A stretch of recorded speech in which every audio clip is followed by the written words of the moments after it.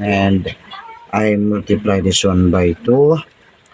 So 9 times 2 is 18. Okay. So that's it. Then 40 divided by 2, I cross out the 0. Then I multiply that one by 2. So 2 times 4 is 8. 60 divided by 5. So I cross out the 0. I multiply that one by 2. So the answer is, okay, so the answer is 12. 10 divided by 5. I cross out the 0. I multiply that one by 2. So 2 times 1 is 2. So, madali lang kasi krinosot lang natin ang 0, then i-multiply mo siya all the time by 2.